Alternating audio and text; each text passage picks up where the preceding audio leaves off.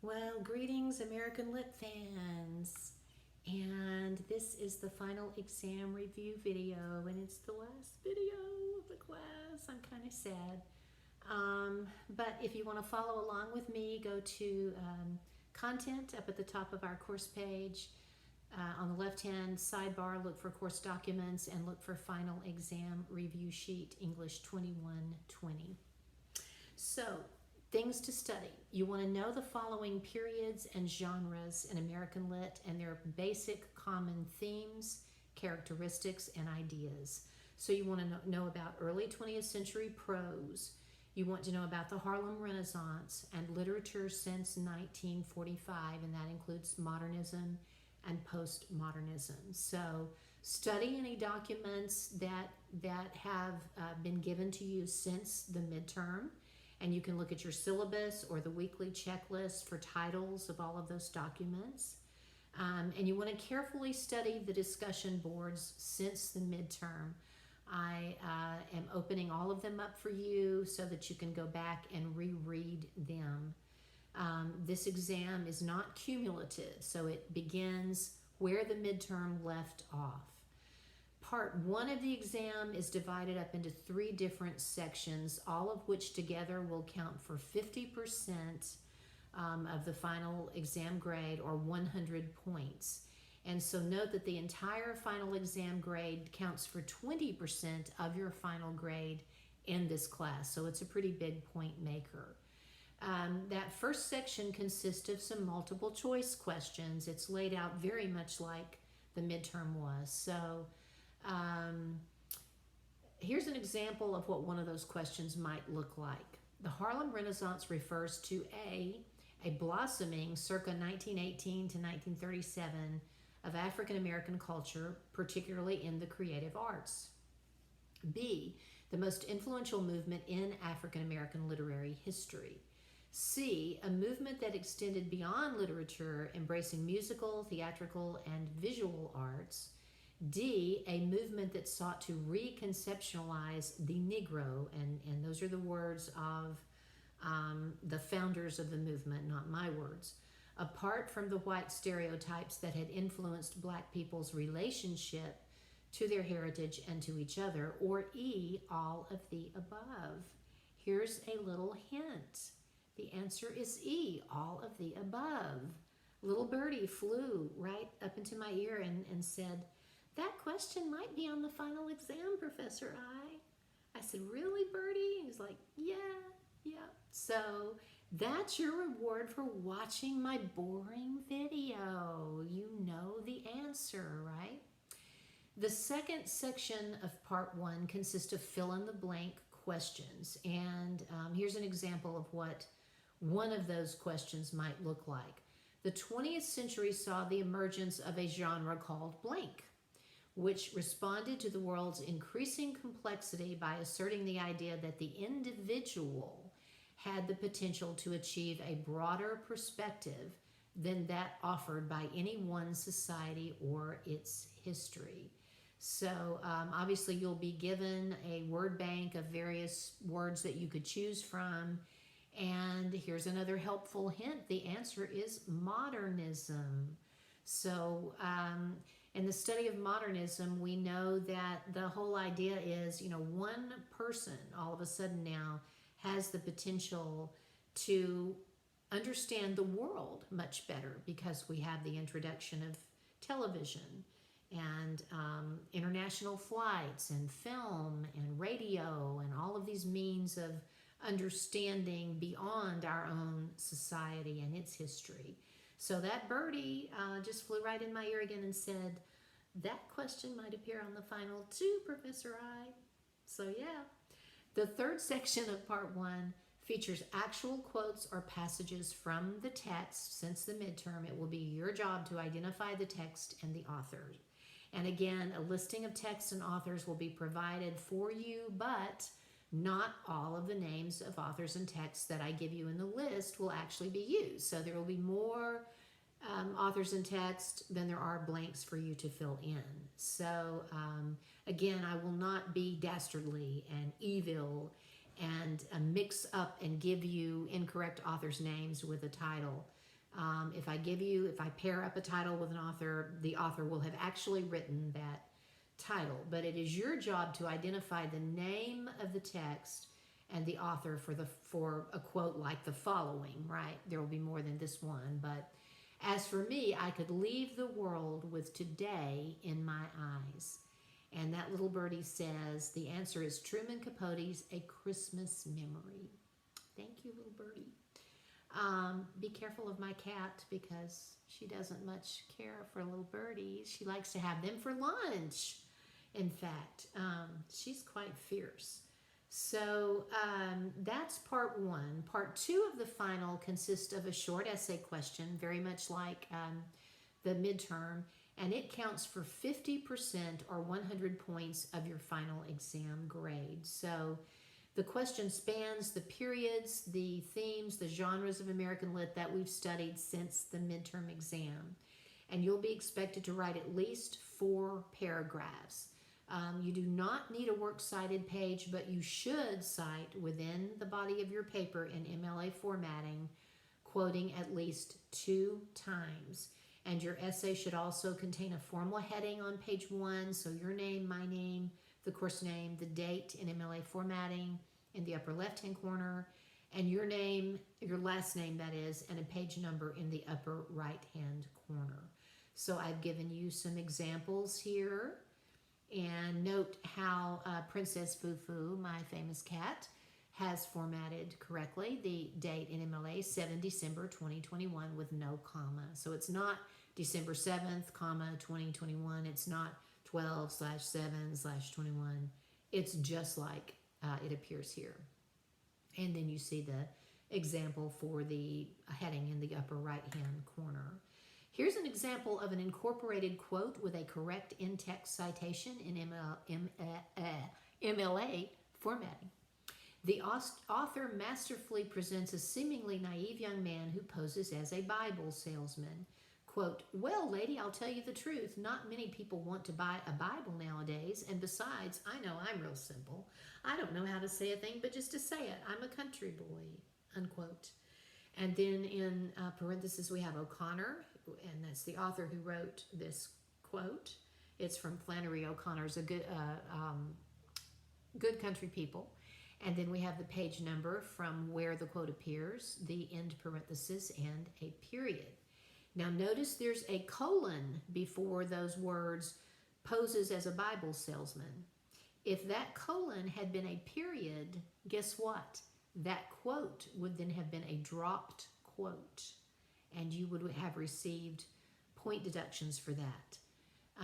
The golden rule is anytime a quote appears by itself as a sentence, all by itself, and there's a period before the sentence, just before the quote, you've dropped the quote. So you've got to incorporate that quote into your own sentence structure. Notice that the words a Bible are placed in brackets. So if you remember from 1010 and 1020, the reason for that is because the writer has changed the original wording there so that it makes sense to the reader. So in the original quote, the words a Bible weren't there. Probably the quote was, not many people want to buy one nowadays. So the writer has changed that to a Bible so the reader is clear on what's being talked about and bracketed those words to indicate the change. Remember that if you choose a poem, and you certainly may do that, that we've studied since the midterm to write about, you'll place the line number or numbers in your in-text citation, not the page number.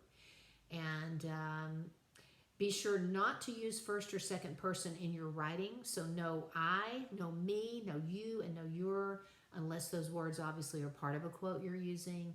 Your writing needs to be appropriate for formal academic structures. So use one or ones instead, or restructure the sentence to just avoid the I or the you or the your. And here are those short essay questions that you'll be given for this last part. And obviously you can go ahead and start writing. You can work on that. As long as you've uploaded it by the deadline, you're good. So the first one is, and you can choose between one of these and respond to it.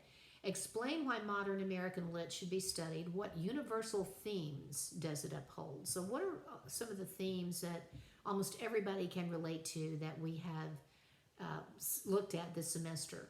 What particular rhetorical techniques and strategies does American Lit demonstrate? So, what kinds of techniques are these writers using? Symbolism, imagism, um, metaphor, simile, alliteration, hyperbole, and we could go on and on. How does American Lit help us become better, wiser human beings? So now you want to use specific examples of at least 2 texts that we have studied to illustrate your points here. So you've got to mention 2 and quote from them to support your ideas. And here's the second option. Choose and comment on 2 texts we have studied this semester. So now these questions I'm opening up for the entire semester. You do not have to just choose 2 texts since the midterm.